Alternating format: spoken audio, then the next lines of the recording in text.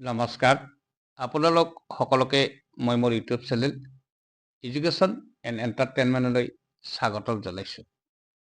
2005 চনৰ আগত নিযুক্তিৰ প্ৰক্ৰিয়া আৰম্ভ হোৱা সকলো চৰকাৰী কৰ্মচাৰীক আমি OPS-ত আনিব খুজিছোঁ। 2005 চনৰ আগত নিযুক্তি প্ৰক্ৰিয়া আৰম্ভ হোৱা সকলো কৰ্মচাৰীক OPS-ৰ আওতালৈ অনাৰ কথা যি মুখ্যমন্ত্ৰীয়ে ঘোষণা কৰিলে, লগে লগে ৰাজ্যখনত অপাৰেশ্যন ব্লেকবোৰ্ড আঁচনি অৰ্থাৎ OBBৰ অধীনত নিযুক্তি লাভ কৰা প্ৰায় 30,000 শিক্ষক NPS-ৰ পৰা OPS-লৈ অহাৰ বাট এক প্ৰকাৰ মুকলি হ'ল। অপাৰেশ্যন ব্লেকবোৰ্ড আদিত নিযুক্তি দিয়া সেই সময়ত 30,000 ব্যক্তিয়ে ডিৰেক্টলি বেনিফিটেড হ'ব। 30,000 এমপ্লয়িজ উইল গেট OPS।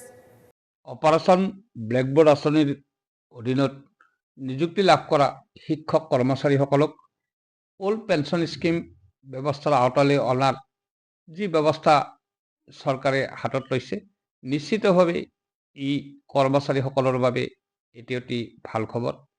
2005 চনৰ আগত অপাৰেশ্যন ব্লেকবোৰ্ড আঁচনিৰ অধীনত নিযুক্তি লাভ কৰিও এই শিক্ষকসকল দুৰ্ভাগ্যজনকভাৱে NPS-ৰ আওতাত সোমাই পৰিব লগা হৈছিল, যাৰ ফলত সেই কৰ্মচাৰীসকলে অৱসৰকালীন পেঞ্চন তথা আৰ্থিক নিৰাপত্তাৰ ক্ষেত্ৰত দীৰ্ঘদিন ধৰি অনিশ্চয়তাত ভুগি আহিব লগা হৈছিল।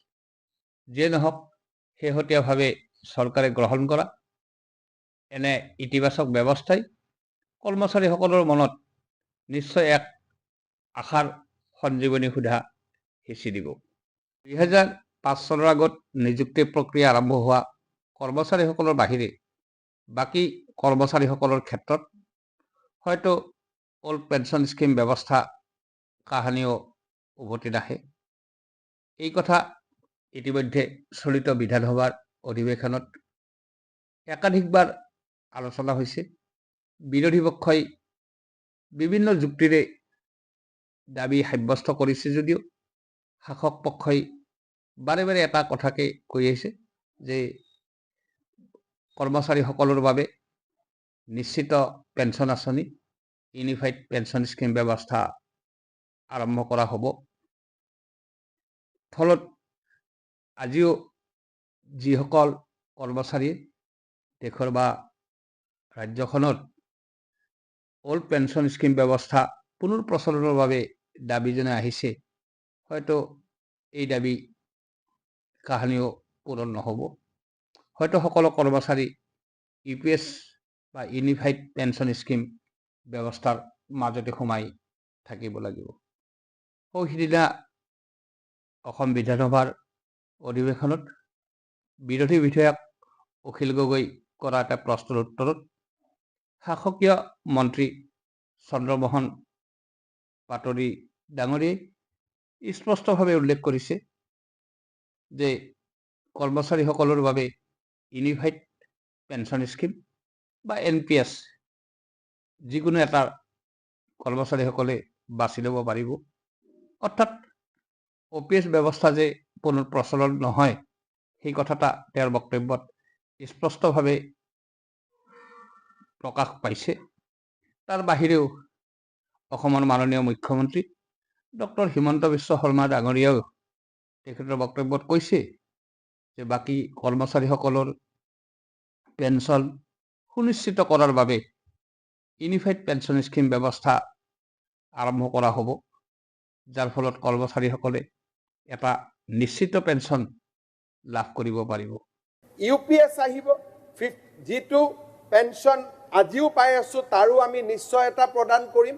ইতিমধ্যে চৰকাৰে ডিৰেক্টৰ অফ একাউণ্টছ এণ্ড ট্ৰেজাৰীৰ অধীনত এই গোটেই ইউনিফাইড স্কিম ব্যৱস্থাটো পৰ্যালোচনা কৰাৰ বাবে এখন 9জনীয়া কমিটি গঠন কৰি দিছে আৰু কমিটিখনে এই ইউনিফাইড পেঞ্চন স্কিম ব্যৱস্থাত সকলোবোৰ বিষয় তেওঁলোকে পৰ্যালোচনা কৰিব আৰু কৰ্মচাৰী কেনেকৈ লাভান্বিত হ'ব পাৰিব এই সম্পৰ্কত তেওঁলোকে চৰকাৰক এক প্ৰতিবেদন দাখিল কৰিব আৰু চৰকাৰে এই বিষয়ত কেনে ব্যৱস্থা গ্ৰহণ কৰে সেয়া নিশ্চয় লক্ষণীয় হ'ব।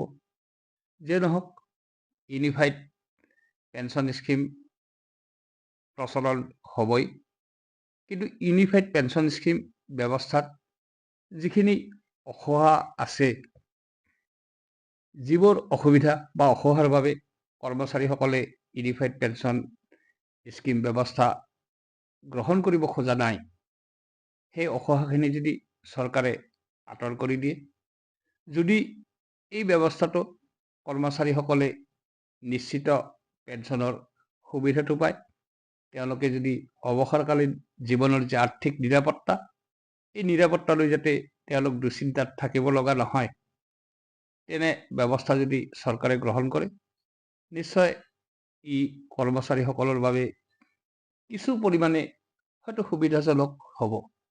যেনক এই সম্পৰ্কত চৰকাৰে নিশ্চয়কৈ চিন্তা কৰিব।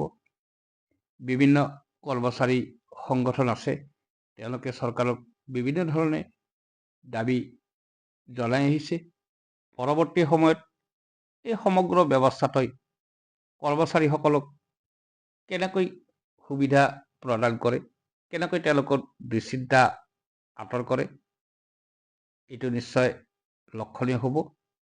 আমি চৰকাৰক অনুৰোধ কৰিম যে চৰকাৰে কৰ্মচাৰীসকলৰ সুবিধা হোৱাকৈ, তেওঁলোকৰ আৰ্থিক নিৰাপত্তা সুনিশ্চিত হোৱাকৈ, অৱসৰকালীন যি আৰ্থিক নিৰাপত্তা এইটো সুনিশ্চিত হোৱাকৈ নিশ্চয় এক বিশেষ ব্যৱস্থা গ্ৰহণ কৰিব।